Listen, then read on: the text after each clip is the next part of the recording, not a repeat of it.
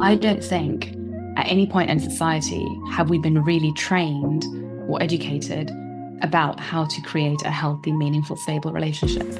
Like, we've been trained to an extent on how to, go find a job and go figure out what you want to do with your life and what's your legacy going to be and, how to make some money. But we don't really get taught on how do you build intimacy? How do you know if you're with the right partner? How do you even discern that? How do you manage things when things are getting tough? Welcome to the Momship Mastery podcast, the ultimate destination for moms seeking balance, connection, and growth in their journey through motherhood. I'm your host, master's level therapist and life coach, Andrea Baker. Here at the Momship Mastery, we believe that motherhood is a purposeful journey filled with discoveries, challenges, and countless opportunities, from self-care strategies to relationship building, from spiritual growth to parenting insights. I've got you covered. So if you're ready to embark on this journey with us, hit that subscribe button and let's explore the world of motherhood, relationships, and growth together. Remember, you're not alone on this journey, and we're here to support you every step of the way. All right, so Katerina, welcome to the Momship Mastery podcast. We're really excited about this conversation. Yeah, thank you so much for having me. Yeah. So just starting off, could you give our audience just a preview of who you are, what do you do, and just a few things about yourself really quickly? Yeah, absolutely. So I'm a high performance relationship coach and a gender dynamic social scientist. And what that really means, simply put, is that I work with a lot of high achievers, executives, entrepreneurs, people who have been building their careers for a long time, and I help them with their relationships. So personal relationships. I do a bit of work relationships too, but the personal stuff is what I really care about. And in terms of the gender dynamics, my entire academic career, I've specialized in looking at masculinity, femininity, kind of gender, how our gender identity plays out into our role in society, how we perform gender, and all the different ways that it limits us. So I'm a big believer that we often get entrapped. And I blame society for a lot of things. So yeah, really looking at that and how it plays out in our relationships, in our identities, in our relationships to ourselves, and how we can best navigate that so that we can live our best lives. Yeah, that's a really interesting topic of really getting into the science of how men and women are inherently different. But I would love to hear just some of the things. How do you see that showing up in relationships where we are not really understanding our other counterparts? Yeah. So I can talk about this for days. Really simply put, I would say that we learn roles that we learn to perform. So from the minute you're born, you're already kind of being conditioned, and Social construction. of course, I believe that we all have an essence and we all have our own kind of authentic spiritual self, which is a certain way, but we learn to perform certain roles. And depending on your culture, depending on where you were born, your upbringing, how your parents raised you, we all learn different patterns of behavior. And when we get into a relationship, oftentimes we are drawn to patterns that feel familiar, but that doesn't necessarily mean that they're the best patterns to be drawn to, right? So this is when, the old adage of like, you end up marrying your mother or you end up marrying your father. Yes. Right. And there is an element of truth to that because it's familiar, right? It's what you've grown up with. And between the ages of 0 and 8, your brain literally isn't fully formed in any shape or form. And it's very susceptible. It's very open to suggestion. You can't really discern what you actually believe, what you choose to believe. You don't really have a choice. And so whatever it is that you were raised into kind of becomes the norm, the default. And again, that doesn't mean that it's the healthiest or the most productive way to be. Exactly.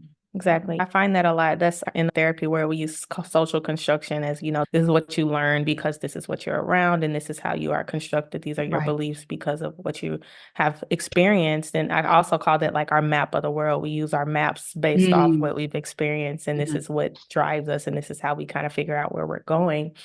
And I wanted to ask, like, how I know that this affects relationships, especially in the therapy world, but outside of that, like, how do we see this showing up in relationships of like, I've become this person based off of what I've experienced and based off of what I've been taught, but how does that become a problem in relationships? It becomes a problem when it holds us back, right? So it becomes a problem when, and this is the thing, like, I think it holds all of us back for the most part, kind of assuming, Anglo-American or, Western European, whatever upbringing, even though I was raised in Eastern Europe. But it holds us back because very often when we think about the gender identity, I mean, at the end of the day, we're full humans, right? Every single person has the full spectrum of humanity within them. And that's going to have a blend of masculine, feminine energy. It's going to have a blend of different identity pieces. And so when we try to stick to a certain narrative or a certain identity construct, like being, the masculine man or the feminine woman, whatever, it's a very limited two-dimensional version of your full self. So you're ultimately repressing yourself, you're limiting yourself. And this is when we have the toxic masculine, the toxic femininity. And that's all been talked about a lot, I think, in pop culture and in social media. But I think it really extends to a lot of the traditional models, right? Like even traditional models of masculinity and manhood are very limited. Like the only emotion that men have been conditioned to feel is acceptable is anger, right? Like anger, and it's masking everything else. And so, and the same way that women have been conditioned into a kind of a helplessness where there's a dependency. And if not that, then it's like you're this fierce, girl, boss, bitch, whatever it is. Like, again, it's very, very limited. And it completely negates the full humanity of who we are. Yeah. Yeah. So when we're talking about these defined roles and things like that, and we get into men and women who are like trying to be successful or trying to brand themselves or working, like entrepreneurs especially, who are, working hard to create something, and then whether they are doing this while in a relationship or trying to get into a relationship or maintain a relationship, some problems come along when it's like they begin to evolve in a relationship, and now everybody's like, oh, you've changed, or you don't spend enough time with me, and these kind of things kind of come up. Let's talk about that one first. Like when someone's already in a relationship, how does that drive to success? How does that really affect that relationship? And how can people work on maintaining and strengthening relationships while they're trying to become successful? Yeah. And I love that you asked this question because I think it's something that women do as well, right? Like that kind of energy of driving, achieving, building, it is ultimately masculine energy. And just to be clear, like when I talk about masculine, feminine energies, I'm not talking about the gendered identity, right? This is such a problem with the English language. It's so limited. It's yin yang. I often, when I'm explaining this to clients, I'd be like, think of it as like energy A and energy B. Or my teacher calls it like love and consciousness. It's just two different types of energy. It doesn't have any attachment to your sex or your gender. But that kind of, quote unquote, masculine energy of producing, achieving, building, which women can do too, which I do when I'm building my business. It can entrap us and again limit us from feeling the feelings, from being, from resting, from being able to receive. And it's so interesting, I will say as well, something that I've personally experienced. So in my own corporate career, I've always had a lot of that kind of very masculine energy because I've been like a consultant, and a lot of it has been sales and like getting out there, networking and building and achieving and targets and blah, blah, blah, blah, blah. And what I've found is I've kind of leaned into entrepreneurialism and actually what it is to be a successful entrepreneur. I've had to learn marketing. And what I've learned with marketing, it's a much more feminine energy. Which the connection piece of it. Yeah. It's been super interesting because actually with marketing, it's about like creating and then being patient, like creating and then like receiving and just kind of waiting. And I have personally really struggled with that because my whole entrepreneurial journey up till now and my whole kind of corporate background in the masculine space has been all about like getting out there and building and blah, blah, blah. And my point with that is that it is limited. Again, you cannot be fully successful if that's the only energy that you're bringing to the table, not only because you're more likely to burn out, but you're missing the other side of the coin. And when you're doing that in relationship, you are shutting out the human, the kind of the being part of you, the receiving part of you. So it doesn't matter how successful you are, but then you won't be able to receive the love, the being in the relationship, right? And that's when I see a lot of this. I do see this more with, actually, no, I have a few females that I've spoken to with this, but I see a lot of, the busy entrepreneur who's working the 12, 15-hour days in a basement, depriving themselves, self-abandoning in so many ways, just to build, to produce, to do, to achieve. And I get it. It's a very familiar energy to me, but it's not the most sustainable. It's not the most healthy. And we really miss out on the other whole spectrum of human life. Wow. Yeah. There's so much to unpack there because it's like one really pinpointing the masculine versus the feminine energy and noting that it's not connected to a gender, but it's just the energy that one presents. And then noting that sometimes you need to balance both of them. So how do you find that balance? And okay, I need to show up more masculine when I'm like building my business, but I need to retreat to the feminine to replenish myself, to get that rest. And how do you encourage people to find that balance, or what do you encourage them to do to really note which one is needed? Yeah, that's such a great question. And there's multiple ways of doing it, but the first kind of piece of awareness is, are you feeling tired and burnt out, right? Like, listen to your body. And if we look at why that is, again, if you think about your full spectrum of humanity within you as a fully fledged human being, you have so many different needs. And what we know is that burnout is a symptom of your needs not getting met, right? So if you're burning out, clearly your needs aren't getting met. And so then it's about thinking, well, what needs aren't getting met? And this is almost kind of like, it doesn't matter if you want to think about, masculine, feminine energies. It's just about the needs. Because at the end of the day, if you feel that your need for rest isn't getting met, if you feel that your need for creativity, for innovation, for play, for fun, for pleasure isn't getting met, for love and connection, then we know that you're depriving yourself of the feminine energies. If you feel that your need for intellect and getting after things and networking and being on a plane and zooming around and kind of that adventurous side, then you know that your need for the masculine isn't getting met. And so you kind of want to understand, where do they both fall? But it really boils down to, what are you lacking in your life? Yeah. So let's move into the people that are in relationships and they're high achievers and they're trying to achieve this goal and they may be burning out and they may be isolating themselves. How much of this do you see as self-sabotage and how much of this is just really like the lack of awareness? Like when they're not connecting with their partner because they're convinced that the work is the glass ball, the most important thing. I know I have a lot of clients like this who are working really hard to achieve this goal, but their relationships are struggling, right? They're breaking down. And at some points, I do see it as self-sabotage where they have some awareness of what's happening, but the drive is the most important thing to them. So let's talk about that for a minute. Yeah. And it's interesting because self-sabotage, I almost don't believe in self-sabotage. Like, I kind of like to reframe self-sabotage as it's just your unconscious mind trying to get your needs met, right? Your unconscious mind is a needs meeting machine. And when we self-sabotage, it really is just us trying to get our needs met in a way that we don't really understand, or isn't really productive, or isn't really the best way of doing things in our day and age. And so when we see that kind of self-sabotage, the question there is like, what am I trying to get out of this? Even if it's procrastination, what need am I getting met? That's a big one. Like, is it actually for more time? Is it for more grace? Is it for more security? Is it more reassurance? Like, what is the need getting met there? And then is there another more productive way of getting that same need met for yourself? Like, I know for me, my kind of classic self-sabotage is putting my head down and then overachieving or being really hard on myself. Yeah. What's the need getting met there? Is this need for safety? Right? Because the conditioning that I've had is that if I work really hard and if I put my head down and shut myself off, I'll get the results. And so it's coming from a place of safety, and the need is safety. So how else can I give myself safety? Right? Yeah, that's so an important question. It's like reframing it and being kind to yourself in the process.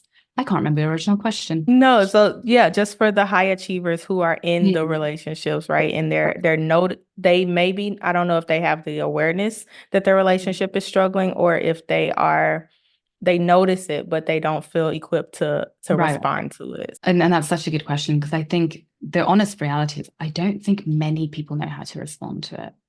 One of the things I'm really passionate about talking about, and you can find me on LinkedIn daily, basically yelling about this, is I don't think at any point in society have we been really trained or educated about how to create a healthy, meaningful, stable relationship, right? Like, we've been trained to an extent on how to, go find a job and go figure out what you want to do with your life and what's your legacy going to be, and, how to make some money and how to pay the bills and how to get a property and blah, blah, blah, all of this stuff. And maybe even networking and some kind of corporate skills. But we don't really get taught on, how do you build intimacy? How do you know if you're with the right partner? How do you even discern that? How do you manage things when things are getting tough? How do you do work-life balance when you are juggling building a business, having a family, and staying intimate with your partner? Yeah. So I don't think many people know how to do this, and I don't think it's their fault. I think there's this kind of like inherent shame that I see where people don't know what to do. Yeah. They don't know where to get help. They might get some therapy at most, but they might listen to some podcasts and read some books. Yeah. But a lot of the information out there, especially on the internet, is really superficial, watered down stuff, right? And deep inner behavioral change requires good techniques, some patience, and some discipline. And we don't really get access to that. There's so much stuff out there that isn't true. I know what you see on TV overnight. And people make it look easy. And obviously people aren't getting those results. And so then I think that more shame starts to form. And when you're in the place of shame, you start to kind of isolate yourself in that problem, not talk about it, not share it with your peers, feel more alone, feel worse, distract, numb out, avoid it, or get more anxious, and ultimately feel stuck. And so one of the things I really want to normalize is like, this is normal to feel really bad about your relationships. It doesn't have to be that way. There are tangible things that you can do to change it and to learn how to be better. And you're not alone. Like most people out there are struggling. Yeah, I say that all the time. And I feel like I'm on repeat when I say like the expectation versus reality thing, because we inherently have this expectation of we're just supposed to know how to do relationships. And if we don't, then we're failing, and we don't really want to work on it because that feels like a failure also. And it feels like if I go ask for help for this, it's something that I'm supposed to know how to do. I'm supposed to know how to be a good wife. I'm supposed to know how to be a good mother. I'm supposed to, but like you said, we're not taught those skills. We don't have that skill set, and I don't think we talk about it enough, the fact that this is something we also have to build. I think we're okay with working hard to build a business because we can see the outcome of that. That gives us more freedom in our life, more freedom in our finances. But I don't think we're taught that the value of working as hard or harder in our relationships, right? We have to work hard to be a good wife, a good spouse, a good parent. Those are things we also have to put even the same or more energy into. We have to figure out how to find that balance of when does this relationship need more of my energy? When do I need to put more time building this? Because it's important and it's hard. It takes time. It takes trial and error. There's some times where we're going to find out, okay, maybe I need to speak to my spouse differently. Maybe I need to spend more time courting my spouse, or we need to spend more time to look into those things. But like you said, a lot of the information is so superficial. It looks like, oh, you're just supposed to wake up and you're supposed to have this happy marriage for the rest of your life because what, right? Society tells us.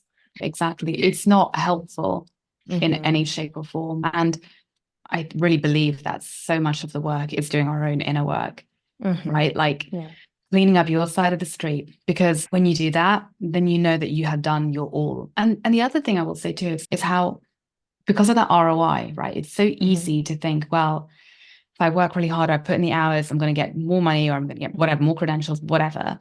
And there's a tangible ROI. With relationships, you don't see that ROI. Exactly. Even if you're single, this idea of like, finding a partner, you're like, oh, it might distract me from my work. It might make me worse.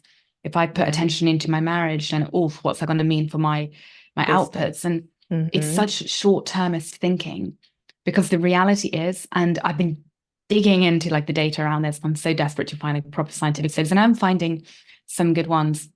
And it's all kind of linked to the loneliness and anxiety and depression piece. But when we are single, when we are unhappy in our relationship, it does affect our productivity. It affects our focus, right? Like there was a stat I read how 40% of people earning 6 figures in the US admit to feeling very unproductive and unfocused at work because of their relationships. Yes. And so you're like, okay, so if we actually started quantifying the productivity loss and the lack of focus and what that means, and then add onto that what we do know already, how much loneliness affects the productivity, how much depression affects the productivity, how much anxiety. That was kind of my main focus. It really, really eats away at your profits.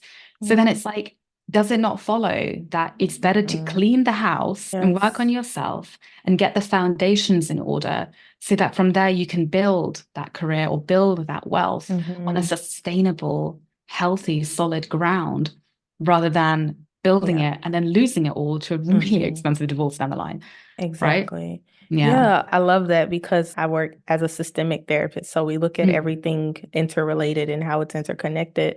And for so long, I've heard, you have your work self and you drop that when you get home, and you have your home self and you drop that when you get at work. And we don't always look at how closely they're interconnected, right? If there are problems at home, if I'm in this marriage, or if I'm unsatisfied, then of course that's going to affect how I am able to show up. No one is able to turn that off, right? And society tells us to turn it off. You don't show up at work, with things at home, right? We're not built to turn off one part of ourselves and be able to show up fully in another part of ourselves. And I think that that is one of the main reasons so many people struggle with showing up fully. What does that even look like if you're showing up fully and you're struggling at home, or you're struggling as a parent, but you're somewhat successful in your work, but it's unfulfilling?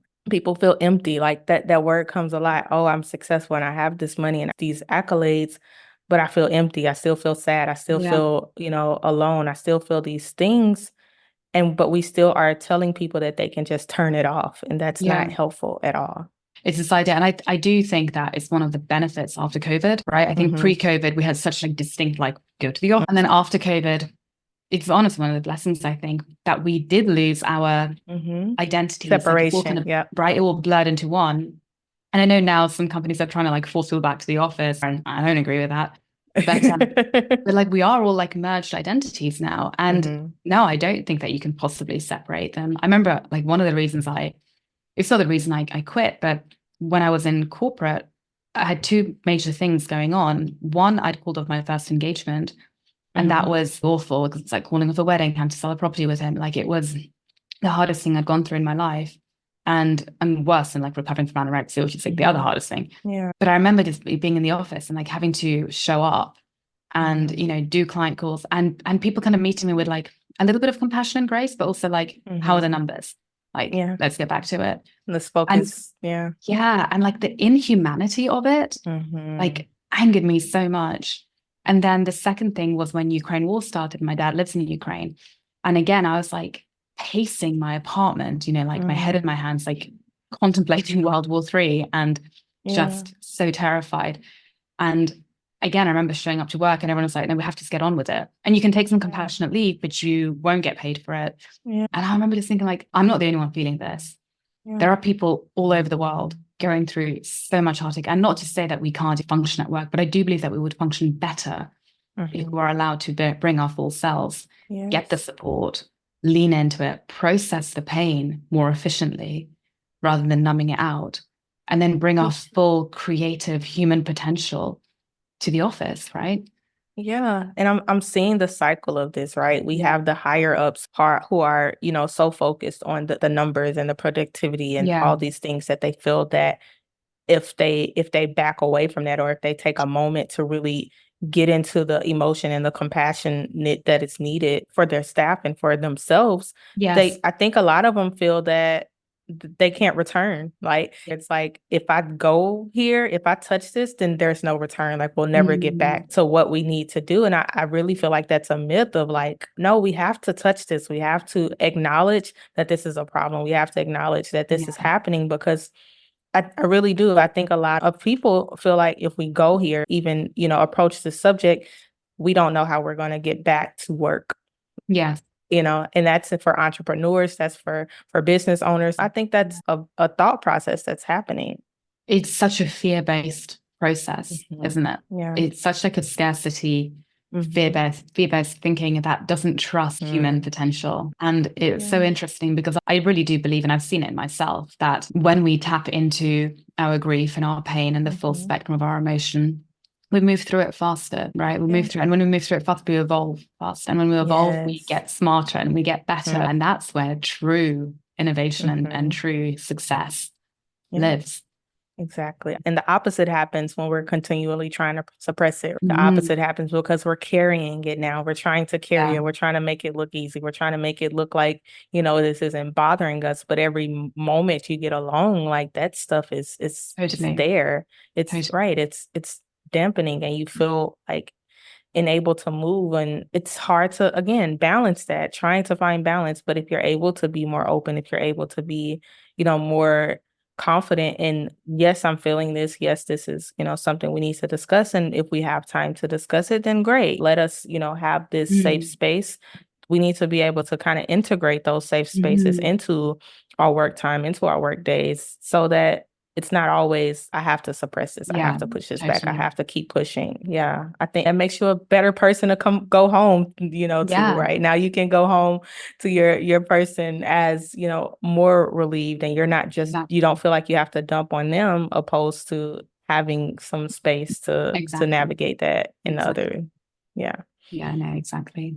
Yeah. Okay. Well, what do you think people are getting wrong within their relationships, whether they're high achievers, whether they're entrepreneurs, whether they're working class? What is the thing that you're seeing happening in relationships that you feel could be corrected?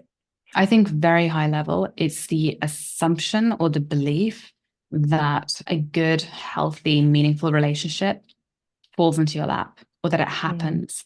And that all you have to do is find that right person, and then the rest will figure itself out. Love is enough. And I really want to, again, normalize that isn't enough.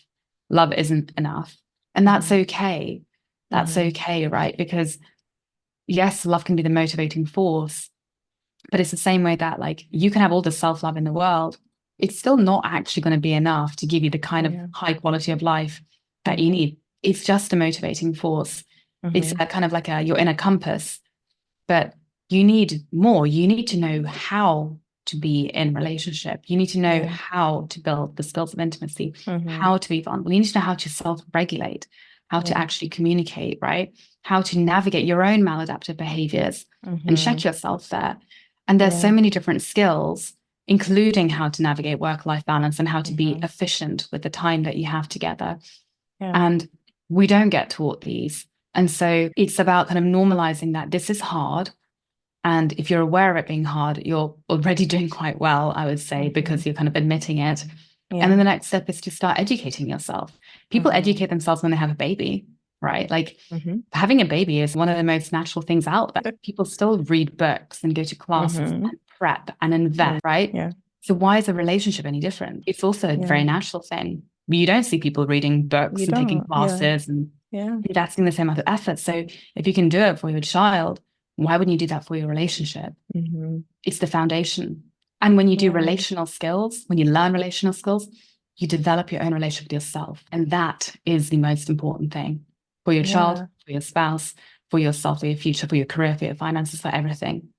Yeah, definitely. Like you said, again, it just goes back to how much are you going to put into this? How much do you value your relationship? That's another thing. It's the value that you place on it. Just knowing, like, love is there, but I also have to contribute more, right? I have to work more. It sounds simple, but it's not. And I understand the awareness process that it takes and being open to learning more. It comes with a bit of shame, and sometimes people are shameful about it. But how do we create this space where it's not shameful to want to work on your relationship, or to say you're struggling with self-regulation and those types of things? Yeah. Again, I think it, to me, is just, and I know the word normal is such like an unhelpful word in many ways, like what is normal, but just recognizing that, like, you're not alone in this. And if you're feeling it, the odds are there's going to be hundreds and millions of people out there feeling the same thing. And this doesn't have to be a reality. Like, it doesn't have to end here. Right. Like, it's not saying that you're going to live on, cloud 9, 24/7, but ultimately there can be more meaningful, wonderful, incredible moments in your relationship than. Yeah, exactly. And like, it's just having like other people to affirm like this, you're not the only one. And that's another reason I say community is so important, because when you have community of people that are affirming you and telling you like, no, I've experienced something similar, right? We don't have to all have the same experiences, because we won't, but I believe we all have something to bring to the table. We all have something we learned about ourselves, about how we interact with those things that we've had to learn, we've had to become because of our experiences. And when we have people that say, well, I've experienced this too, and I've struggled also, I think that that's helpful to have that community that helps us to navigate those spaces. 100%. Yeah, that's amazing. So let's move back a little bit to the simple attraction, right? Let's talk about that for a bit.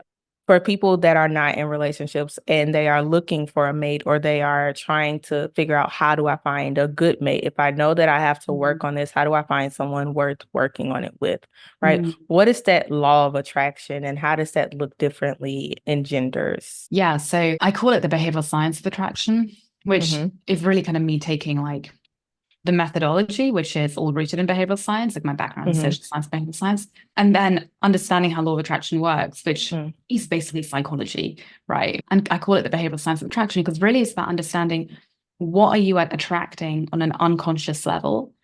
What do you need to be attracting on a more conscious level, or even unconscious level? And how do you go about attracting that? And what I mean by that is I kind of break it down into 3 phases.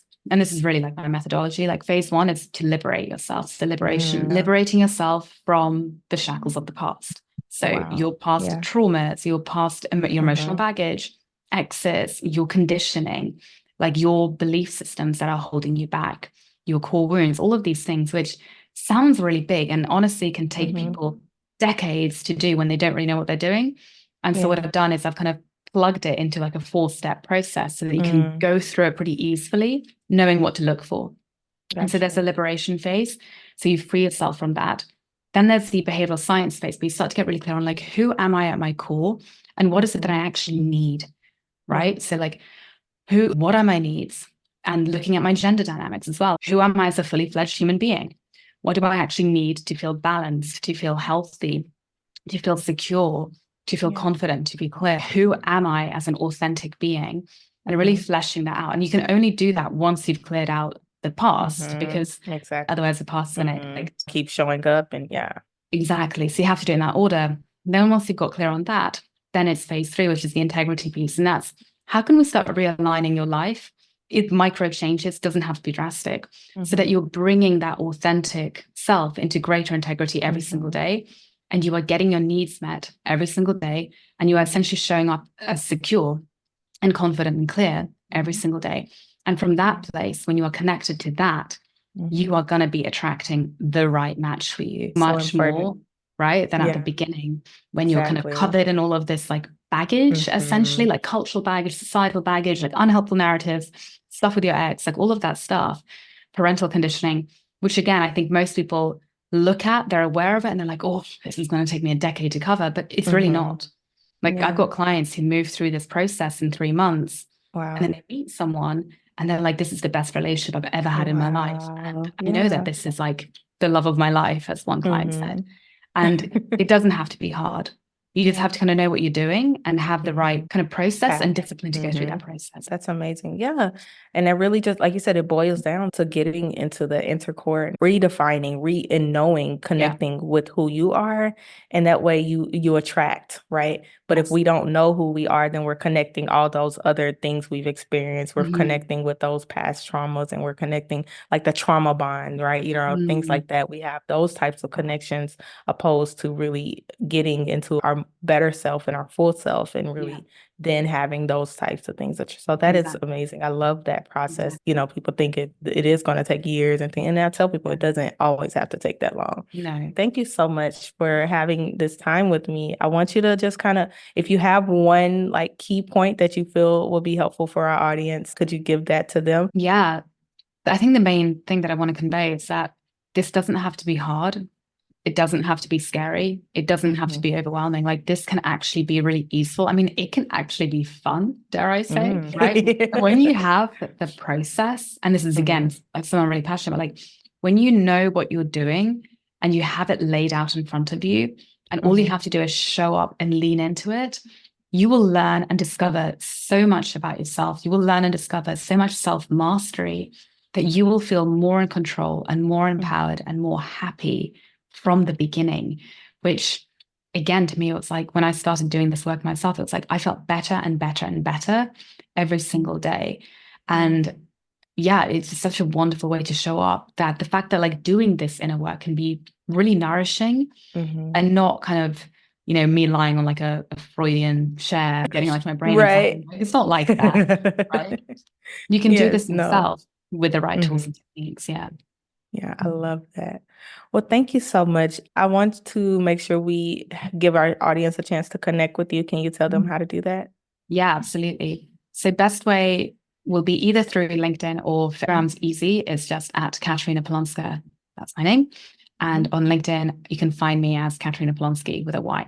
You can also find me on my website, katarinapolonska.com. I've got a free video training on this methodology, which is super interesting. So I kind of walk through it and I dive into 2 of the key bits. So you can start learning and getting to work like straight away. Amazing. And I'll make sure I link those things into the show notes so people can easily get to those things. Well, thank you again for joining me today. This has been an amazing conversation. I know it's going to be super beneficial to our audience, and I'm excited to hear what they think. So thank you again. Thank you for having me. That's all for today, and I hope that you're feeling inspired to navigate your ships with grace and authenticity. If you enjoyed this episode, I want you to subscribe, leave a review, and share it with a mom who may just need a little support and encouragement. Don't forget to connect with us on social media. We are on Instagram and Facebook at Momship Mastery, and those links are also in the show notes. Before we go, here's my little reminder. You are an incredible mom, and you have the power to nurture your inner well-being and create meaningful connections and relationships. Embrace the journey, cherish the moments, and continue to thrive in your momship journey. Until next time.